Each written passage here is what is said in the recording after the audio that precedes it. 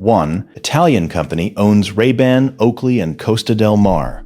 And Ray-Ban, the pair that started this whole game, is number one on the list of fishing brands charging you for a logo instead of a lens. Those three names aren't rivals on the sunglasses wall. They're the same house in three different costumes. And by the end of this, you'll never look at that wall the same way again. Now, here's what took me a while to see. This isn't one greedy brand having a bad year. It's a structure.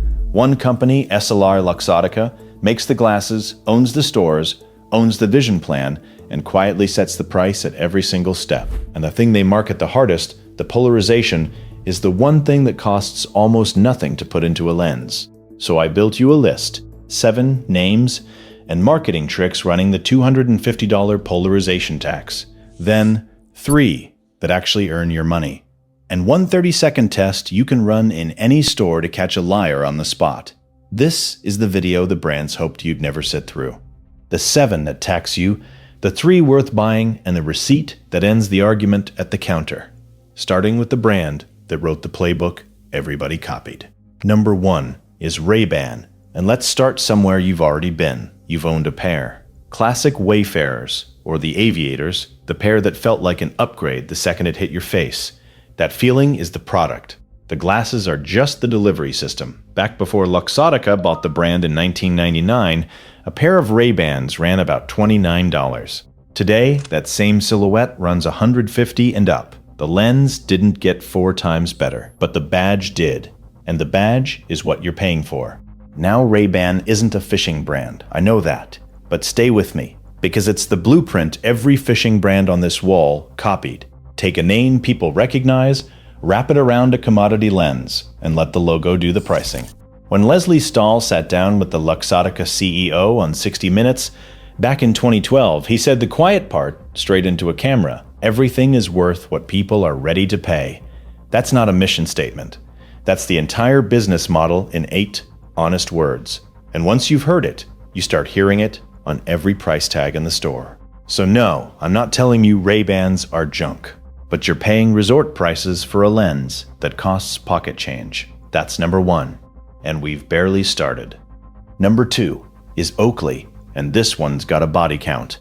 Oakley built its whole identity on being the sport rebel, the anti-establishment lens. The pair serious guys wore precisely because it wasn't Ray-Ban. And for a while, Oakley actually competed. But competing with Luxottica turned out to be dangerous work when the two companies fought over pricing in the early 2000s. Luxottica pulled Oakley off the shelves of the stores it controlled, and because Luxottica owned so much of where sunglasses actually get sold, Oakley's stock collapsed. You cannot reach a customer you've been locked out of reaching. So what happened next? Luxottica bought them. In 2007, the rebel brand got swallowed by the exact empire it was rebelling against. The CEO's version on 60 Minutes was gentle. He said both companies eventually understood it was better to go along. But Stahl said it plainer. They tried to compete, they lost, and then you bought them, and that's the pattern I need you to lock in, because it repeats down this entire list. The badge that sells you independence is very often owned by the thing it claims to stand against. So if you've had an Oakley on your face at the ramp feeling like a rebel, you are wearing a Luxottica lens the whole time. Number 2, keep going. Number 3 isn't a brand at all. It's the word on the tag, Polarized. That little sticker is doing more lying than any logo on this list. Here's the part that stops people cold. A lens can say polarized and simply not D, and darkness has nothing to do with it.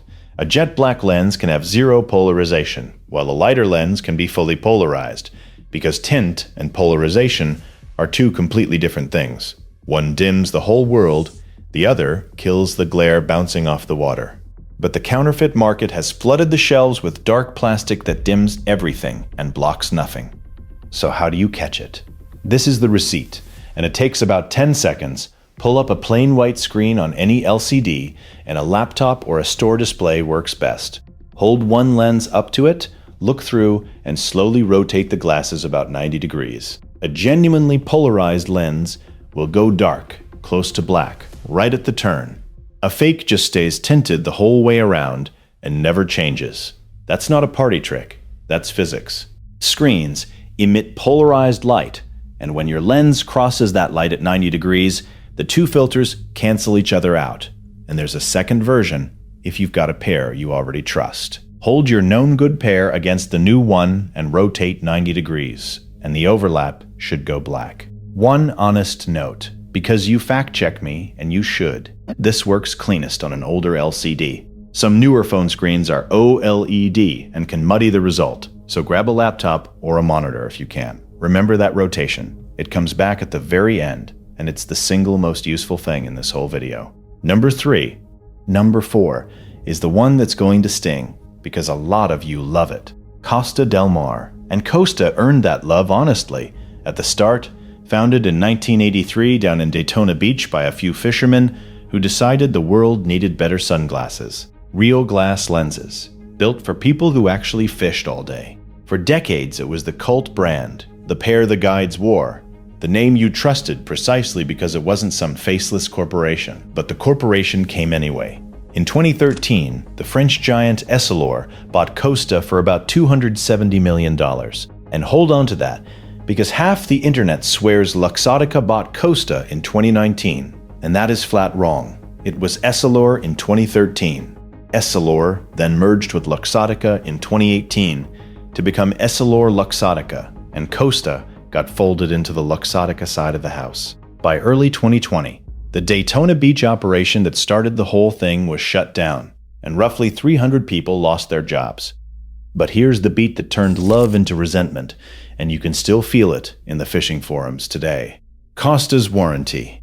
The brand built its reputation on a promise to fix or replace your glasses for what it called a nominal fee. But a class action lawsuit alleged that the nominal fee was actually close to the price of a whole new pair. So the promise that made people loyal quietly became the fine print that made them feel played. That's a heritage brand's soul, repriced by an accountant. The anglers noticed, the guides noticed, and a lot of them started looking for the door. Number 4, and now watch how they all connect. Stop and look at that wall for 1 second. Ray-Ban, Oakley, Costa, now add Persol, and add Arnette, the sport brand plenty of guys still think is a scrappy little independent. That's 5 names, 1 owner, EssilorLuxottica. That's the 5 brands out of 1 house the title promised you. And it isn't a theory or a hunch. It's a corporate org chart you can pull up in a minute. You think you're comparing competitors, but a financial columnist on that same 60-minute segment had the phrase for exactly this: fake competition. The wall isn't a marketplace, it's one company's showroom, with the lighting arranged to feel like a choice. Which brings us to number 5, and it isn't a lens either. It's the store itself, Sunglass Hut. You walk in, figuring you'll comparison shop across a dozen brands. But Sunglass Hut is owned by the very same company that owns most of the brands sitting on those shelves. And it does not stop there. That same company owns LensCrafters, owns Pearle Vision, runs Target Optical, and even owns a large vision insurance plan called EyeMed. So they make the glasses, they sell you the glasses, and in a whole lot of cases, they own the plan that pays for the glasses. Now think about what that does to the price. When one company controls the product, the shelf, and the checkout, there's no competitor left in the room to push the number down. The choice is set dressing. And if you've ever wondered why glasses feel weirdly expensive, no matter where in the mall you wander, that's your answer, sitting right there. It's the same company at the end of every hallway. Drop a comment and tell me the last pair you bought and where you bought it. I'd bet more of you than you'd ever guess were shopping inside one company's house without knowing the door had a lock. Number 5. Number 6 is the trick that connects your fishing shades to the rest of your life. And it's the one that actually made me angry. The designer names: Prada, Chanel, Versace, Dolce. Those luxury sunglasses that cost $300, $400, $500 a pair. A huge share of them are manufactured by that very same eyewear giant, under license. The fashion house rents out its logo, the factory does all the rest. But sit with what that really means, because you have seen this exact move before, everywhere. It's the LeBaron and the Dodge sharing one chassis, under 2 badges. It's the store brand and the name brand rolling off a single line. It's the flagship phone that's the same phone in a slightly nicer shell. So the fishing sunglasses game isn't some strange little corner of the economy. It's the same badge tax you've been quietly paying on cars, on clothes, on appliances. Just run through a lens this time. And one aside, since nobody sponsors this and no dealer takes a cut here. That's why the boat version of this badge game lives in a thing I built, the bilge files. And honestly, that's why this stuff spreads the way it does. It's not really about sunglasses, it's confirmation of a thing you already suspected about how you get charged for absolutely everything. So tell me in the comments where else you've caught this exact move. I actually read them, and the good ones make the next video. Number 6. Number 7 is the whole thesis, and I saved it for last because it's the most expensive lie on the list. The $250 polarization lie. Here's the truth. The premium brands would genuinely rather you never test in person. The polarizing film itself is a commodity. It's a thin filter, and a well-made $25 lens can carry the same polarization efficiency as a $250 one. On the exact thing they sell you hardest, cutting the glare off the water, the cheap lens and the expensive lens can measure the same. So what are you actually paying $200 for? And this is where I'll be fair with you, because there are real upgrades hiding in that price. Glass instead of polycarbonate gives you sharper optics and far better scratch resistance. A tint tuned for your water, copper and amber for shallow inshore sight fishing, gray and green for bright open offshore genuinely helps you spot fish. Good mirror coatings and a hydrophobic coating that sheds salt spray are real engineering that costs real money. All of that can be worth paying for. But notice what is not on that list: the polarization. The one feature plastered across every single ad is the one that's basically free to include. So they charge you a glass and coating price, then sell it to you as a polarization miracle. That's the sleight of hand. And now you can see the hand move. Number 7. That's the list. So that's a lot to swallow, and I want to stop the doom right here. The point was never to scare you off buying sunglasses, and it was never to tell you everything expensive is automatically a scam. It isn't. The point was to hand you the information the wall is built to hide, so you can spend on what's actually real and skip what's merely rented. So here's the other half of the story. 3 ways to genuinely win, running from the pair anybody can afford up to the one that earns every dollar when the job gets hard enough. First, the honest budget play, and this is where that rotation test finally pays you back. You do not need to spend $200 to get real polarization. Brands like SunCloud, which is actually the affordable line from a legit optics company, and value makers like Cast King sell verified polarized lenses for well under $50. Run the LCD test on them right there in the aisle, watch the screen drop to black, and you've confirmed the one thing that actually matters before you ever pay. But here's the honest caveat, because I don't hand out free passes. At that price, you're getting polycarbonate, not glass, so it'll scratch a little easier and the optics won't be quite as crisp out at the edges. The coatings won't last as long, and the tint won't be as carefully tuned to your specific water. But for a few hours on a lake, or as the backup pair that lives in the truck door, a $30 verified polarized lens beats a mislabeled $200 one every single day of the week. You're buying the physics, you're skipping the badge. Second, and this is the one I personally think this audience is going to love, Bajio. And the backstory is almost too good to be true. When Essilor and Luxottica took over Costa and closed down Daytona, the people who actually built that brand didn't just vanish. Costa's longtime head of marketing, Al Perkinson, the guy who helped grow Costa from a tiny Florida shop into a $160 million name, walked out and started completely over. He set up Bajio just up the coast in New Smyrna Beach, hired a bunch of the same ex-Costa people who'd lost their jobs, and built an independent brand on purpose. It's privately owned, it's assembled here in the States, and it runs lens tint technology they actually hold patents on. But there's a real caveat, and I'll say it plainly. It's a young brand, it's not on every shelf yet, and at around $250, it is not cheap. So run the exact same test on it you'd run on anyone else, because nobody on this earth gets a free pass from me. But if you're going to pay a premium anyway, I'd rather that money go to the people who walked away from the corporate machine to rebuild the thing it hollowed out than back into the machine itself. That's you voting with your wallet for the version of Costa you actually miss.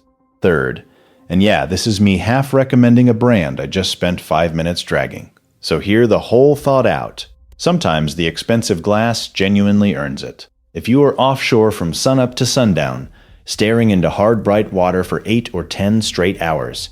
Real glass lenses like Costa's 580 glass or the glass options from Smith do something polycarbonate simply cannot. Sharper detail, better scratch resistance, and noticeably less eye fatigue by the end of a brutal day. But there are 2 honest caveats stapled to that. 1, glass is heavy, and it's total overkill for a couple hours on a pond, where a light poly lens is the smarter and cheaper call. 2, yes, Costa is EssilorLuxottica now, and Smith sits under another eyewear group called Sofilo, so neither one is some scrappy purist independent. But the glass itself is real, and for that one specific brutal all-day offshore job, it's the single time the premium isn't a lie. So buy the tool for the job, not the logo for the parking lot. Your call, honestly. So here's the whole thing in one line. The gap between a rented logo and a real lens is the only thing you actually need to understand about this entire wall, and now you can see it clearly. You know, 5 of the biggest names share one owner. You know the polarization they charge the most for costs them the least. And you know the handful of upgrades that are honestly worth paying for. Most people standing in that aisle right now don't know a word of it. So do the thing they can't. Next time you're at that counter, pull up a white screen, hold the lens up to it, and turn it 90 degrees.